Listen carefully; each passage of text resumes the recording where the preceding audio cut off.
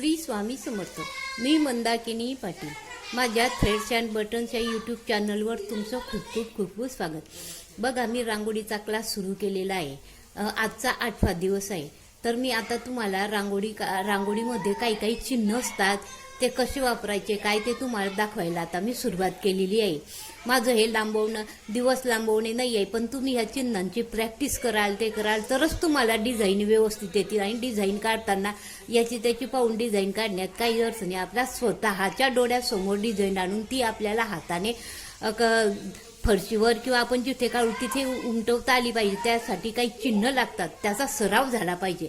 एकच चिन्ह किती प्रकारे सजवायचं, किती प्रकारे कुठे कसं वापरायचं याचं आपल्याला ज्ञान झालं पाहिजे. त्यासाठी मी तुम्हाला हे काल बघा तुम्हाला कुयरी दाखवली. ते कुयरी किती दाखवल्या त्यापेक्षाही अजून किती न काय प्रकारे ते सजवता येतात.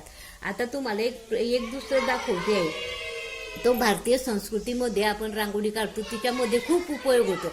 किंवा पंक्तीत म्हणा किंवा मोठ्या ठिकाणी काही कार्यक्रम असतात त्या ठिकाणी म्हणा आपण खूप मोठ्या मोठ्या डिझाईनी काढतो, त्या ठिकाणी याचा उपयोग होतो. पण ते किती प्रकारे काढता येतं ते मी तुम्हाला दाखवते. बघा तर बघ आता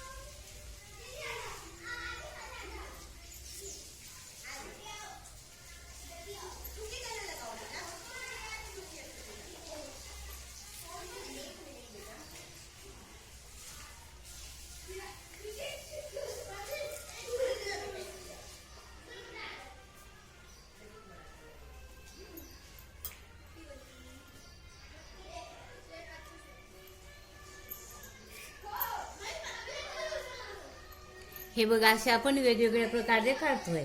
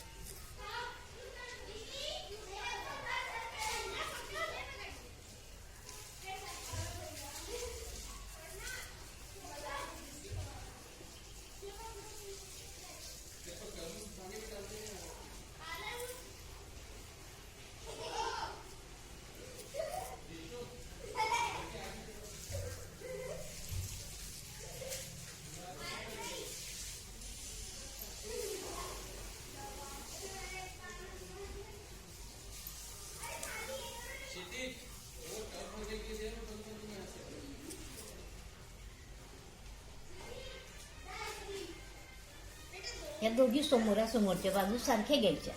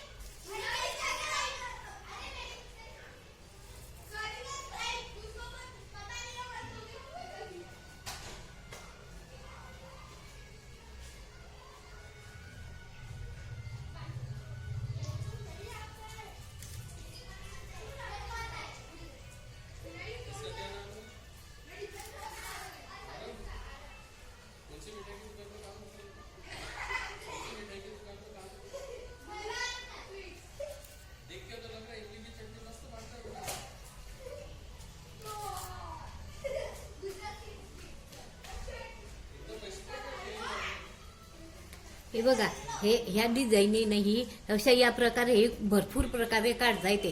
तसं तुम्हाला आज तुम्ही या डिझाईनीची प्रॅक्टिस करा. ही डिझाईन आहे ना, ही डिझाईन फ्री हँडमध्ये त्याच्यामध्ये एवढी काढली जाते ना की तुम्हाला काय सांगू.